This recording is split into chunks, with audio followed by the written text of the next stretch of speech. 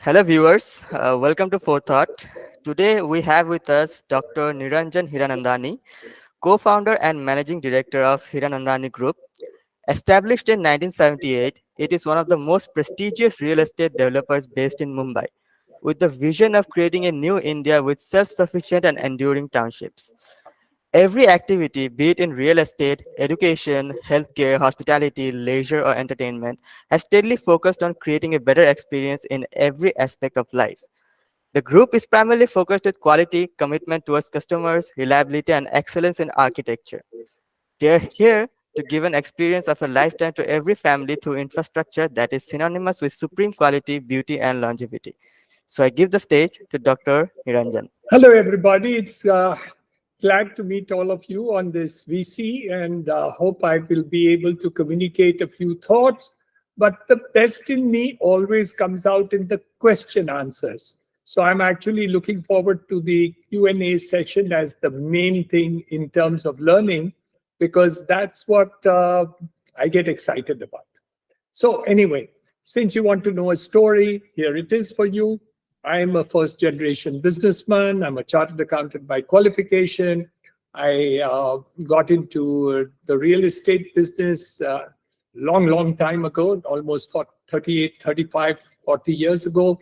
And all that I bring to the table is personal experience that I have enjoyed and had a journey which is fun and a journey which has been, of course, an uphill task and, of course, very interesting. So, well, we started small and obviously with a small capital and projects which were limited. In those days, of course, there were not much things in the real estate sector that was organized. So in reality, it was like pop in some store or, really where you didn't have organized companies doing real estate in a big way as you have today.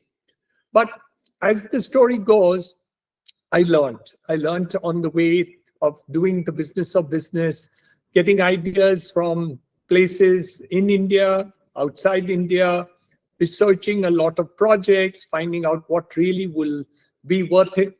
And of course, built many buildings. Some were okay, then better, still better, still better. Till I came to a situation when I felt a little sad. Sad because I made good buildings. Sad because in spite of making good buildings, it didn't make me happy. Sad because we did a good job. Even the customers were happy. But I said, is the environment completely great? The answer to me at a personal level was no. No, because when I made good buildings, I found that the neighborhood was very sad. Sad because you had slums, you had bad roads, you had no good street lights, you had no good water, you had no good sewage treatment and lines over there, and everything was kind of quite weak. So, in spite of making good buildings, we had a sad environment. Then I got an opportunity to come to Powai, and that was, of course, a change of everything. It was too big for me, but yet it was a dream to think that everything in this 250 acres would be developed by us. And that's where the paradigm happened, when the change happened. One, the architecture. We changed the idea of creating what I call a perennial architecture, an architecture which is forever storytelling. Because even if you look at the buildings 50 years later, they still look brand new. They still look relevant. They don't get dated at all. You go to the Victoria, the Chhatrapati Shivaji station at VT, and you will still see that the building looks relevant even today. Doesn't look old and dated.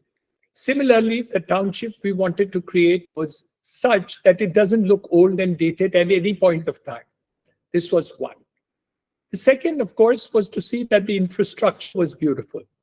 Good roads, street lights, street plants, gardens, schools, retail, and the whole lot in one place, with a perfect environment, which was beautiful.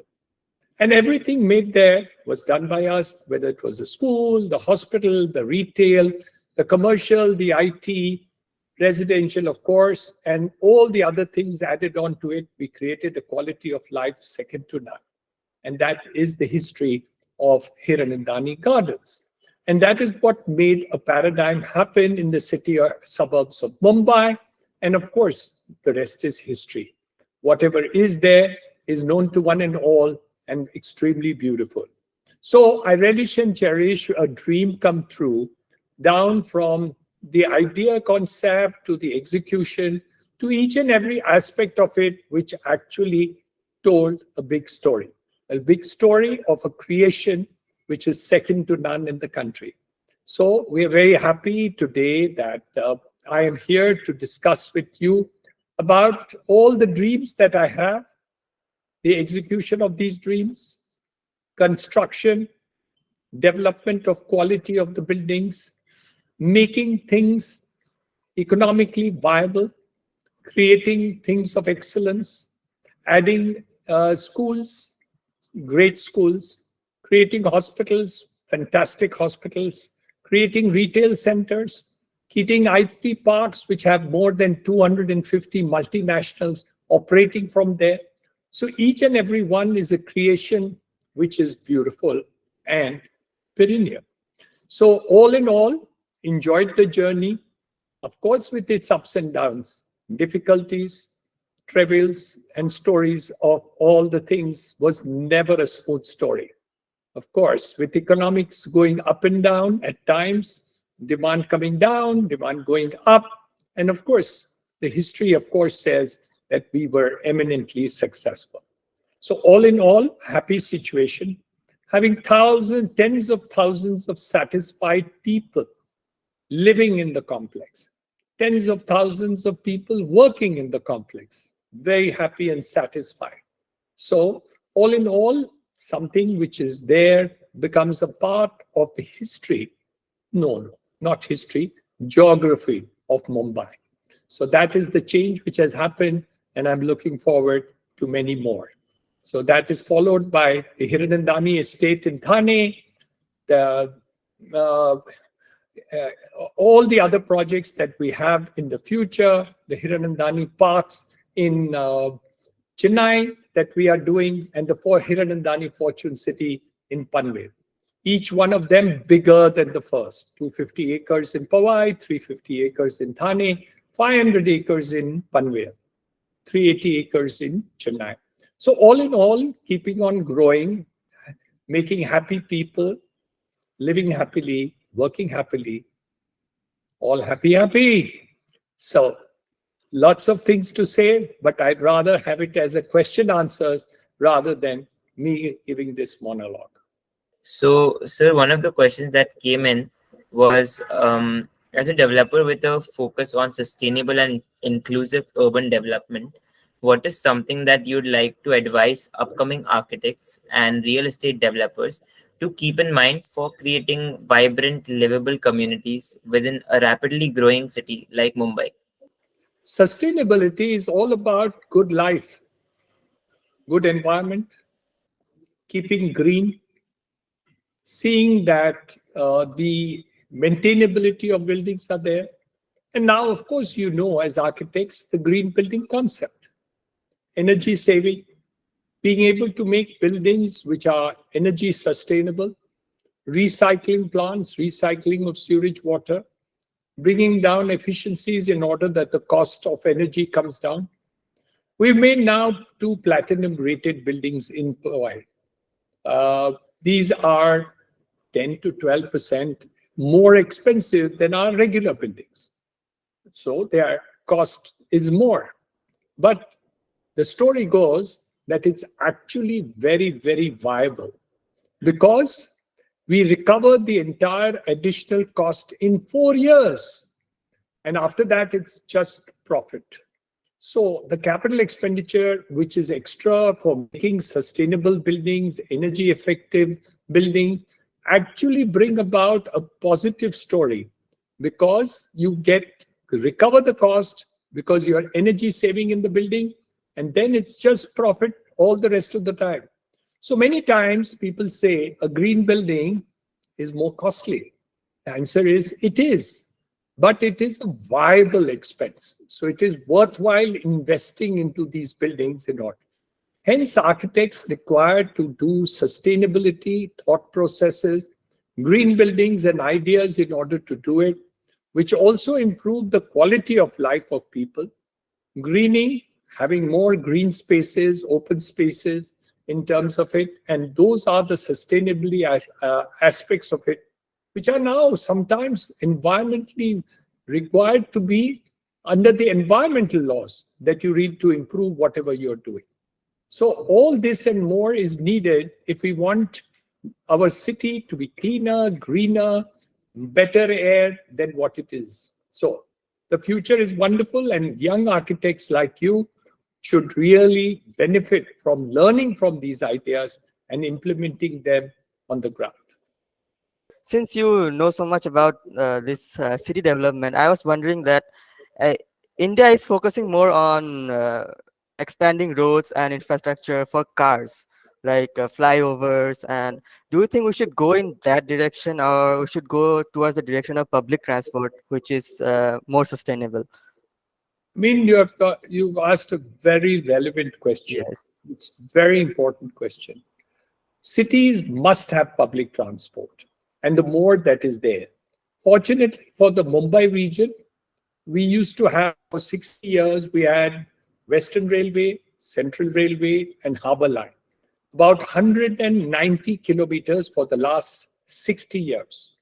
Now we are adding 330 kilometers of metro in the next 2 to 3 years, which means that we are adding so much more public transport, which will actually make it energy effective because it all runs on electricity rather than fuel. People hopefully will use less cars and other modes of transport in order to move around in the city. It's already happening in parts where the metro has opened. In the western suburbs, they have opened. And lots and lots of people, I believe 6 lakhs of people per day already use this metro already. So this is going to be great for the future. And yes, more than flyovers, more than roads, it is extremely important to actually get across to do public transport. Fortunately for Mumbai city, it's already happening. Since you said you are also expanding to Chennai and I forgot the name, but other cities. But do you wish to expand in other areas of India, like Northeast, for example? Well, we haven't really looked at Northeast seriously. Okay. We don't know what the opportunity is there and what not. You have to understand that large companies can come only where the demand is large. So we can only work in scale. So in reality, we would be able to definitely come there if there is a large amount of demand. We would have to, of course, study it and find out if the demand of that size and scale actually exists. Then and only then can large companies come, whether it is us or other large companies, public or otherwise. So I think we haven't really looked at Northeast as much in terms of it in last couple of years. But I'm sure demand exists, but not be the scale that you need a large company like us to really come there. Maybe as little smaller players would be able to do a better job, smaller job, and they would find it financially viable to get into it, provided the demand to that extent exists. So first of all, a survey of the demand, and then, of course, the opportunities that really come into doing it. As far as the other cities are concerned, we are doing something in Ahmedabad. We are putting up data centers in Greater Noida. We have other associate companies which do all this work. So yes, we are moving, but we are more in the western and southern region rather than the north and the northeast. So, as a real estate developer that started out in the 80s, do you believe that there are any challenges that you faced back then when you were starting out that are still very relevant in the current times? And also vice versa, are there some newer challenges that you might not have faced back then, but are a real challenge now? Plenty in those days, plenty today, plenty same, plenty different. So all the things. Life is always full of challenges, especially when you're growing. You're bound to have many more challenges than you were there. When I was young and starting, obviously we didn't have so much knowledge of the line. So really, we made lots more mistakes in terms of how we did our work, whether we did it, and the locations and other things that we did. We were not so savvy on the subject. Second, we didn't have a great team at that time. So obviously, execution also was a challenge that we did. Third, it was much easier to get permission than it is today. So it's actually a downhill task in terms of getting permissions, which we thought over a period of time should be faster, but they're actually slower. And there are lots more permissions that we need today than we need yesterday. It's become more complex. But however, having said that, two things have happened which are better. One is, I think the overall growth of the city and the demand has grown. So the number of people wanting houses in terms of it, and demand in terms of banks and financial institutions funding housing by the individual buyer has grown tremendously.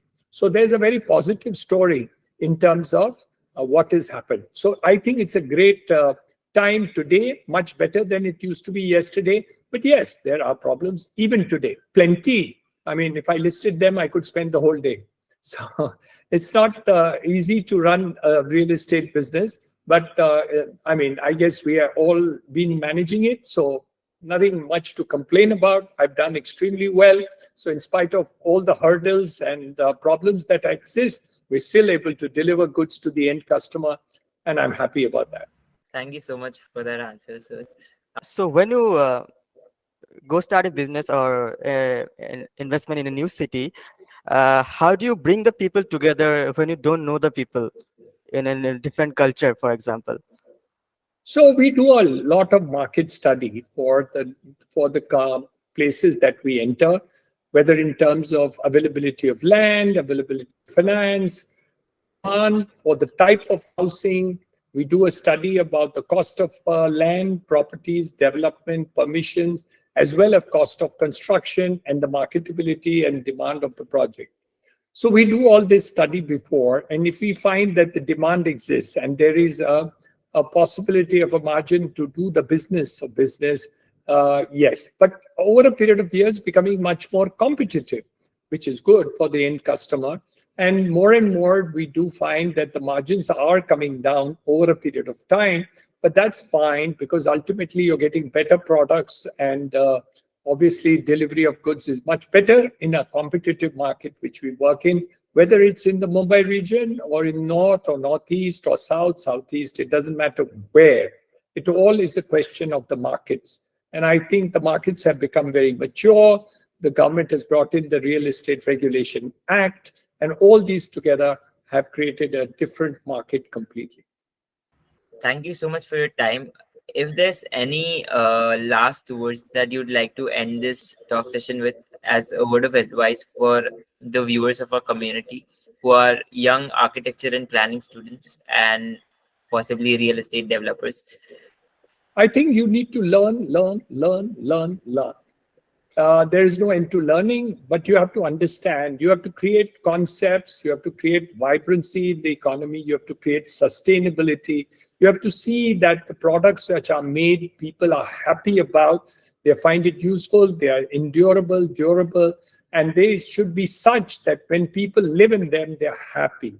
Ultimately, you have to create an environment. It's not just brick and mortar that people go and live into it. It's not just chat, but it's also a viability of creating a happy environment around the place you have.